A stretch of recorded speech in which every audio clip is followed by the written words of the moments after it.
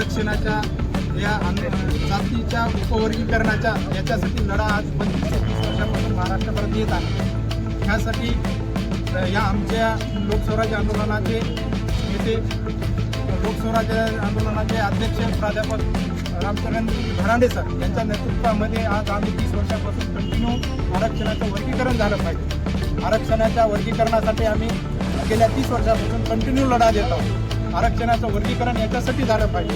आरक्षणाच्या वर्गीकरणामध्ये ज्या काही आमच्या जातीचा समूहाचा वाटा आहे ते वाटा आम्हाला मिळाला पाहिजे। आरक्षणाच्या वर्गीकरणासाठी 1 ऑगस्ट 2024 रोजी सुप्रीम कोर्टानं जो निर्णय दिला त्या निर्णयामध्ये सुप्रीम कोर्टानं असं म्हणलंय की बाबा आरक्षणाचं वर्गीकरण करण्याच्या संबंधाने त्या राज्याच्या राज्य शासनानं आरक्षणाच्या वर्गीकरणाचा निर्णय घ्यावा।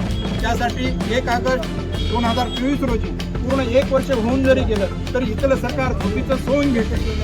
कारण की आमची जात कुठं रस्त्यावर आक्रमक पद्धतीने उठत नाही म्हणून, आमची जात कुठल्या शासनाला भेटीस धरत नाही म्हणून या सरकारनं आज जवळपास 1 वर्षाचा कालावधी गेला तरी आणखी आमच्या आरक्षणाच्या वर्गीकरणाचा बाजूचं राज्य आंध्र, तेलंगणा, कर्नाटक राज्य हे राज्य म्हणजे वर्गीकरणाच्या उपकरण याच्या बाबतीमध्ये लागू करते। पण इथलं महाराष्ट्र सरकार की आमच्या जातीचा समूहाचा अंत बघते की काय, अशी परिस्थिती इथं निर्माण झालेली आहे। ज्या जातीची जास्त लोकसंख्या, ज्या जातीचं जास्तीचं सरकारला आक्रमकपणे उपद्रव देणारी जर जास्त कोणती जात असेल त्या जातीचं भेटीनं काम होते।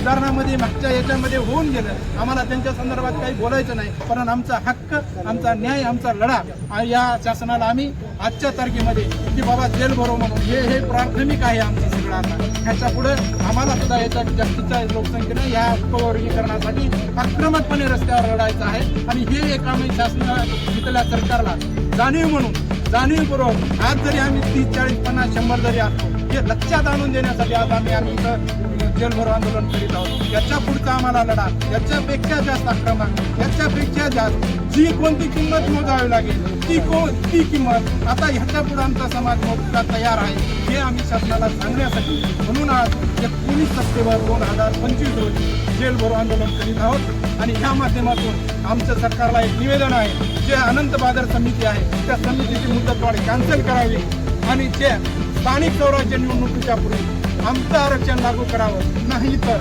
यापुढे इथल्या एकाही राज्यकर्त्याला आम्ही रोडवर फिरू देणार नाही। आम्ही याची गवाही देतो। याच्या पुढचं आंदोलन अति उग्र राहील हे आम्ही शासनाला सांगतो। याच्या तुमच्या या माध्यमातून एवढीच विनंती करतो, शासनानं होईल तेवढी विनंती आमचं आरक्षणाचं